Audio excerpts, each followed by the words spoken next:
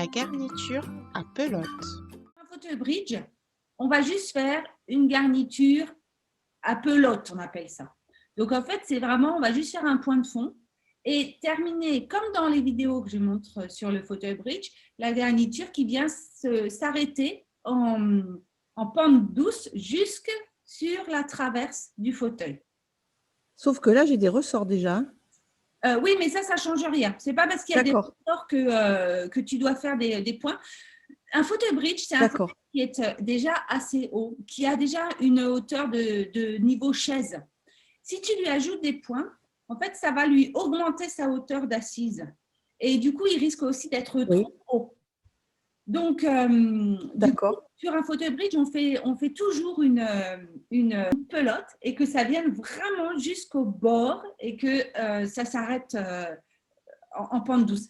Quand tu feras autre chose, un cabriolet, là, tu feras des points de piquage parce que c'est les structures. Ah oui, il y a aussi le fait que sur un fauteuil bridge, il n'y a pas de taquet. La traverse sur le dessus, tout autour, elle est toute plate. Oui. Donc ça, et du coup, il n'y a pas de chanfrein non plus. Alors, il faut le faire, le chanfrein. Il faut le râper. Là, je ne l'ai pas fait, moi. Bah, tu aurais pu le faire. D'accord. Tu aurais pu le faire. Parce que c'est plus facile pour fixer la toile d'embourrure sur le chanfrein et mettre les semences posées sur le chanfrein, tu vois, qui est penché comme ça. Tu vas mettre tes semences bien après, comme ça. D'accord. C'est pas trop tard, là? Bah, tu vas être un peu embêté avec le crin. Mais en fait, c'est jamais trop tard. Hein. Il suffit d'enlever un peu, de réouvrir et voilà. D'accord. Ça sera plus facile pour fixer la toile d'embourrure s'il y a un chanfrein.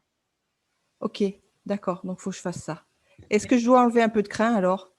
Alors, effectivement. Il y en a beaucoup là. Il y a trop de crin, tu ne vas pas pouvoir obtenir justement cette pente douce.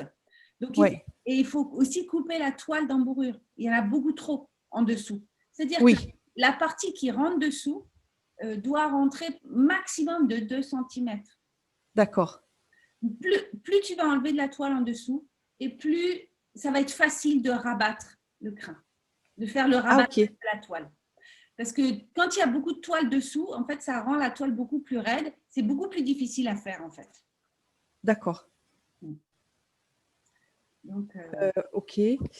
Donc, du coup, j'enlève du crin, je fais mon rabattage. Enfin, je fais le chanfrein, j'enlève du crin, je fais mon rabattage et je ne fais pas de point de piqûre. Donc. Et tu ne fais pas de point de piqûre. Tu vas faire ce qu'on appelle de point de piquage. Tu ne fais pas de point de piquage. Tu vas faire ce qu'on appelle une piqûre, c'est-à-dire une petite couche de crin par-dessus qui va lisser le point de fond. Oui, l'élan crin par-dessus après, juste avant la toile forte. La toile blanche. Voilà, c'est ça. D'accord. Cette couche de crin, on l'appelle la piqûre. Et l'effet de coudre les points, ça s'appelle le piquage. Des petites subtilités. D'accord. Et du coup, en fait, il faut que je suive vraiment la formation du bridge que tu as mis et que tu as en ligne. Tu vas juste copier ça.